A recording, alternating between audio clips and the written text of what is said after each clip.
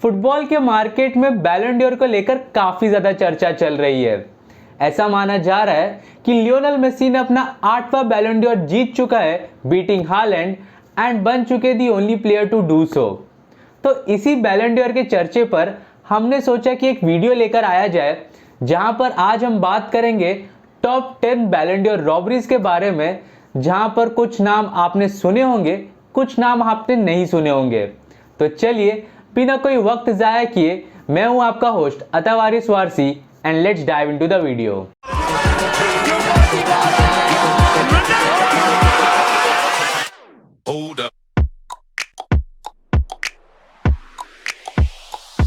Tenth पर आते हमारे पास रोनाल्डो नजारियो, जिन्होंने 1995-96 सीजन में काफी बेहतरीन परफॉर्मेंसेस दिया था, लेकिन सैडली वो बैलन डोर नहीं जीत पाए। इनफैक्ट मैथियस सैमर ने उस साल बैलन डोर जीता था एंड एक ऐसे डिफेंसिव मिडफील्डर बन गए जिन्होंने बैलन डोर हासिल किया है।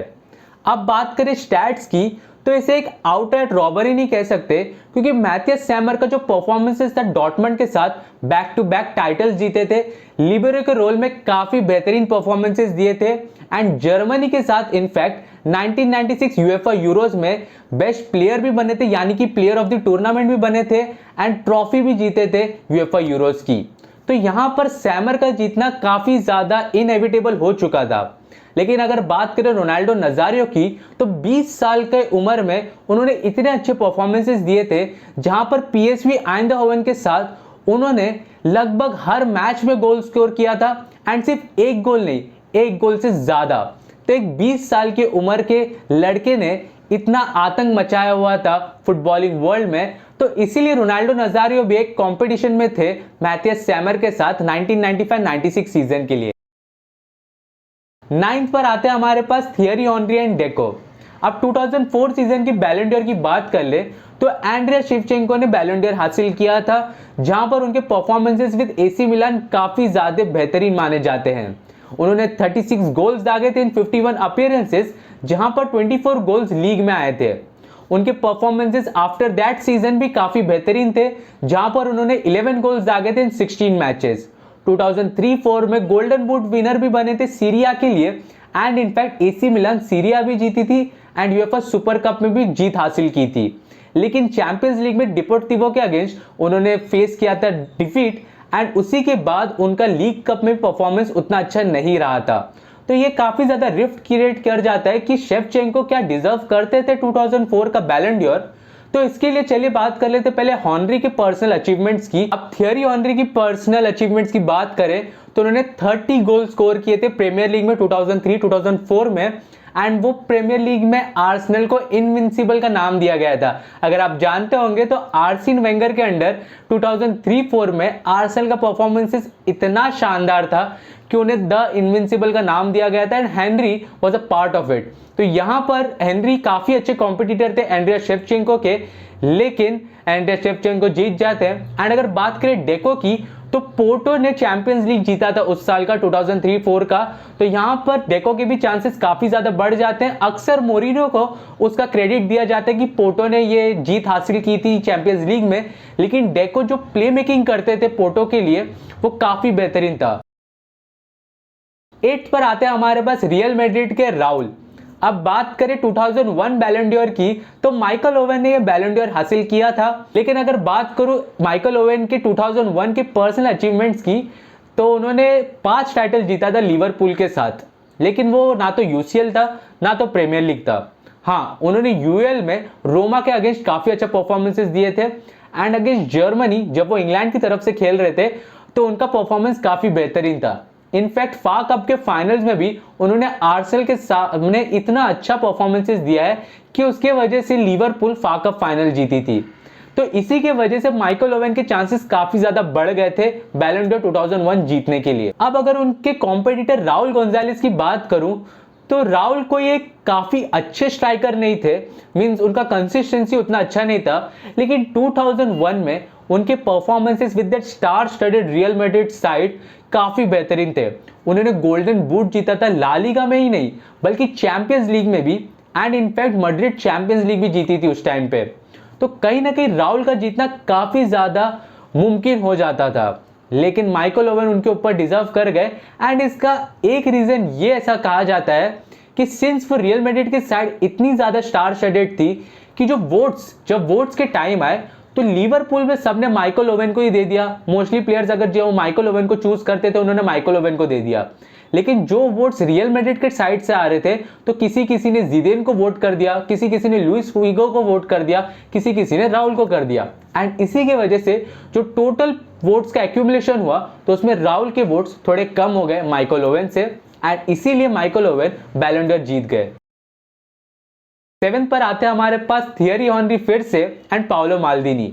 अब 2003 बैलन डोर की बात करूं तो यहां पर यूवेंटस के मिडफील्डर एंड चेक रिपब्लिक के काफी बेहतरीन प्लेयर पावेल नेडवेड ने बैलन डोर जीता था। अब अगर बात कर लूं नेडवेड के पर्सनल अचीवमेंट्स की तो यूवेंटस के साइड के लिए वो काफी बेहतरीन मिडफील्डर थे। जैसा कि मैंने कहा उन्होंने सीरी आ जीता था, लीग कप जीता था एंड इनफैक्ट यूसीएल में रनर अप भी रहे थे। इनफैक्ट चेक रिपब्लिक 2 साल से अनबीटन स्ट्रीक भी बनाई थी, तो इसी की वजह से नेडवेड के चांसेस जीतने के काफी ज्यादा बढ़ गए थे। अब बात करें अगर माल्दीनी की तो उनके परफॉर्मेंसेस भी काफी बेहतरीन थे, लेकिन नेडवेड सिंस सीरी आ जीते हुए थे तो थोड़ा ऊपर रैंक किए थे उनसे। लेकिन हेनरी की बात कर ले तो हेनरी ने काफी अच्छा परफॉर्मेंसेस दिया था आर्सेनल के साथ वो सीजन, एंड पीपल काफी ज्यादा एक्सपेक्ट कर रहे थे कि हेनरी जीतेंगे। अब 6 पर हमारे पास आते हैं अल्फ्रेडो डी स्टेफेनो, जो कि एक अर्जेंटाइन स्पेनिश स्ट्राइकर थे एंड रिप्रेजेंट करते थे रियल मैड्रिड को इन द 1955-1956 सीजन। अगर बात करूं उनकी उस सीजन की तो उन्होंने 29 गोल्स दागे थे and one of the prominent figures थे रियल मैड्रिड के लिए। इनफैक्ट 4-3 कमबैक भी करवाए थे स्टैडे दे रीम्स के against in the champions league final. लेकिन अल्फ्रेडो डी स्टेफेनो की जगह सर स्टैनली मैथ्यूज को बैलन डोर दे दिया गया। अब आप सोच रहे होंगे कि ये कितना कंट्रोवर्शियल डिसीजन था, लेकिन आपको बता दूं कि फर्स्ट टाइम बैलन डोर इनॉग्रेट हुआ था 1956 में। उससे पहले बैलन डोर का कॉन्सेप्ट ही नहीं था। एंड सर स्टैनली मैथ्यूज का करियर स्पैन हुआ था 1932 से 1965 तक, एंड 1956 में सर स्टैनली मैथ्यूज 41 ईयर्स के हो गए थे, इसलिए उनका एज की वजह से उनके सिर्फ 3 गोल थे उस सीजन। लेकिन फिर भी उन्हें वो अवार्ड दिया गया क्योंकि स्टैनली एंड ब्लैकपूल के साथ जो उनका करियर था 1932 से वो काफी ज्यादा बेहतरीन था, एंड एक अवार्ड यानी कि एक रिकॉग्निशन की तरह उन्हें वो अवार्ड प्रेजेंट किया गया था। तो 5th पर आते हैं हमारे पास वर्जिल वैन डाइक 2019 में, जिन्होंने लिवरपूल को रिप्रेजेंट किया था एंड एक ऐसा डिफेंसिव डिस्प्ले दिया था जो कि फैबिया कैनोवेरो के 2006 बैलन डोर के डिस्प्ले से भी काफी बेहतरीन था। उनका डिफेंसिव डिस्प्ले की अगर बात करें तो उन्होंने 22 गोल्स ही सिर्फ कंसीड किया था, 21 क्लीन शीट्स रखा था, नेदरलैंड्स को यूएफए नेशंस लीग के फाइनल्स तक भी लेकर गए थे एंड चैंपियंस लीग भी जीता था लिवरपूल के साथ। लेकिन ये अवार्ड दे दिया गया लियोनेल मेसी को, जिन्होंने बार्सिलोना को रिप्रेजेंट किया था। सेमीफाइनल्स में लिवरपूल के सामने बाहर हो गए थे एंड वो सभी को याद होगा, कॉर्नर टेकन क्विकली। एंड अगर लियोनेल मेसी की बात करूं तो उन्होंने 36 गोल्स दागे थे लीग्स एंड बाकी सब कॉम्पिटिशन्स में, एंड 12 गोल्स चैंपियंस लीग में दागे थे। अब यहां पर इतना आप सुनकर सोच रहे होंगे कि वर्जिल वैन डाइक डिजर्व करते थे अवार्ड, लेकिन मैं आपको बता दूं कि वो जो बार्सिलोना टीम थी ना वो जीरो थी मेसी के बिना। अगर जीरो भी नहीं बोल सकते, 10% थी, लेकिन 90% of the team was Lionel Messi. पूरा गेम लियोनेल मेसी के अराउंड था। अगर आप 2018-19 का सीजन देखेंगे ना तो यहां पर आप क्लियरली देख पाएंगे कि कैसे लियोनेल मेसी ने वो बार्सिलोना टीम को उठाया एंड सेमीफाइनल्स तक लेकर गए। एंड अगर वो लिवरपूल के सामने बस जीत जाते तो शायद चैंपियंस लीग फिर से जीत सकते थे। हालांकि ला लीगा भी उन्होंने जीता है लियोनेल मेसी ने उस सीजन, लेकिन हर एक मैच के बाद वो प्लेयर ऑफ द वीक माने जाते थे चैंपियंस लीग में। तो कहीं ना कहीं लियोनेल मेसी का वो डिस्प्ले को हम कमतर नहीं समझ सकते, क्योंकि वो काफी ज्यादा एक्सेप्शनल था, if not the most complete player था 2019।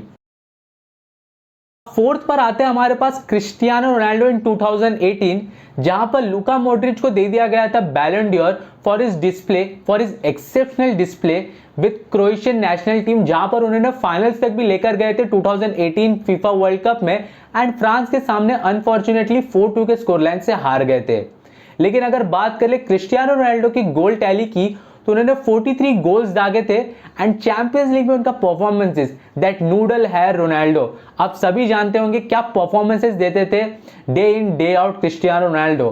तो यहां पर रोनाल्डो का डिजर्व करना काफी ज्यादा इनएविटेबल था। लेकिन मॉड्रिच के जो परफॉर्मेंसेस थे वर्ल्ड कप में, आप देख सकते हैं उनका परफॉर्मेंसेस, क्रोएशिया की पूरी टीम उनके अराउंड रिवॉल्व करती थी कि अगर मॉड्रिच खेलते हैं अच्छा तो क्रोएशिया मैच जीतेगी, अगर मॉड्रिच नहीं अच्छा खेलते तो क्रोएशिया अच्छा नहीं खेलती है। एंड इतना अच्छा परफॉर्मेंसेस दिए थे मॉड्रिच ने कि उन्होंने फाइनल्स तक लेकर आए थे उस टीम को, उस क्रोएशियन टीम को जो अंडरडॉग मानी जा रही थी उस फीफा वर्ल्ड कप 2018 में। प्लस गोल्डन बॉल भी हासिल किए थे। And along set Cristiano Ronaldo के रियल मैड्रिड में रहकर उन्होंने चैंपियंस लीग भी जीता था एंड ला लीगा में भी काफी अच्छे परफॉर्मेंसेस दिए थे।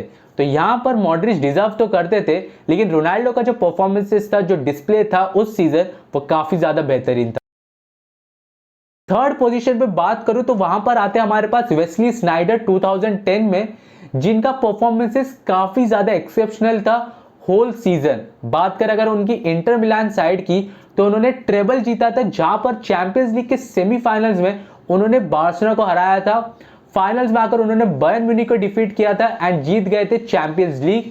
जोसे मौरिन्यो को काफी ज्यादा क्रेडिट दिया जाता है अलॉन्ग साइड वेस्ली स्नाइडर इस अचीवमेंट के लिए। लेकिन अगर वेस्ली स्नाइडर की और पर्सनल अचीवमेंट्स की बात करूं ट्रेबल के अलॉन्ग साइड, तो उन्होंने नेदरलैंड्स को वर्ल्ड कप फाइनल तक भी लेकर आया था 2010 में। सबसे शॉकिंग चीज जो लगी थी लोगों को वो ये थी कि टॉप 3 रैंकिंग्स में वेस्ली स्नाइडर प्रेजेंट ही नहीं थे। फर्स्ट पे थे लियोनेल मेसी, सेकंड पे थे इनिएस्टा, थर्ड पे थे ज़ैवी। मेसी की बात करूं तो उनके 60 गोल कॉन्ट्रीब्यूशंस थे, लेकिन सेमीफाइनल्स में इंटर मिलान के सामने वो मैच हारे थे एंड अर्जेंटीना के साथ वो क्वार्टर फाइनल्स में बाहर हो गए थे। सेकंड पे बात करें अगर इनिएस्टा की, तो वो थोड़ा बहुत डिजर्व करते थे क्योंकि वर्ल्ड कप में फाइनल्स में उन्होंने गोल भी स्कोर किया था। देन बार्सिलोना के साथ उनके परफॉर्मेंसेस काफी बेहतरीन थे। ज़ैवी की बात करूं तो उन्होंने भी वर्ल्ड कप जीता था, लेकिन जो स्नाइडर ने अचीव किया था उस सीजन वो काफी ज्यादा एक्सेप्शनल था एंड उन्हें टॉप 3 में भी इंक्लूड क्यों नहीं किया गया is still a mystery for football fans. तो आपका क्या मानना है कि 2010 का बैलन डोर कौन डिजर्व करता था? Do let me know in the comments. अब सेकंड पर आते हैं हमारे पास रॉबर्ट लेवेंडोव्स्की 2020 में। एंड जानते हो उनके कॉम्पिटिटर कौन थे? कोविड-19। अब ये कोई मजाक नहीं है या कोई झूठ नहीं है, बल्कि सच में पूरे बैलन डोर सेरेमनी को ही कैंसिल कर दिया गया ड्यू टू कोविड-19 2020 में। एंड बेचारे लेवेंडोव्स्की को वो अवार्ड ही नहीं दिया गया। अगर बात करें लेवेंडोव्स्की की पर्सनल अचीवमेंट्स की, तो जैसे कि आपने करीम बेंजेमा को देखा था 2022 में, उनके अगेंस्ट कोई कॉम्पिटिटर ही खड़ा नहीं था, इतना अच्छा परफॉर्मेंसेस दिए थे बेंजेमा ने। सेम रॉबर्ट लेवेंडोव्स्की ने 2020 में दिया था। लेकिन फिर क्या, कोविड-19 के इस रीजन की वजह से, ये रीजन एक टोटल शॉक था फुटबॉल फैंस के लिए कि रॉबर्ट लेवेंडोव्स्की को अगर आप एक सेरेमनी में भी अवार्ड नहीं दे पा रहे तो एटलीस्ट घर पे जाकर उनको पर्सनली अवार्ड दे दीजिए, वो डिजर्व करते थे अवार्ड। इसी की वजह से Bayern Munich fans and in fact football fans in particular काफी ज्यादा नाराज हो गए थे फ्रांस फुटबॉल के साथ। एंड फाइनल अगर बात करूं तो हमारे पास आते हैं फ्रैंक रिबेरी, जिन्होंने 2013 में एक करियर डिफाइनिंग परफॉर्मेंस दिया था through out the season. Champions league जीते थे, बुंडेसलीगा जीते थे एंड हर एक लीग कंपटीशन उन्होंने हासिल किया था। फ्रैंक रिबेरी का performance was one of the best in 2013। And क्या हो जाता है, अवार्ड दे दिया जाता है क्रिस्टियानो रोनाल्डो को, जिनके सिर्फ गोल कॉन्ट्रीब्यूशंस 70 प्लस थे, जो कि बेटर थे रिबेरी से। अगर बात करें पर्सनल अचीवमेंट्स की, तो रोनाल्डो ने कुछ भी नहीं जीता था उस सीजन।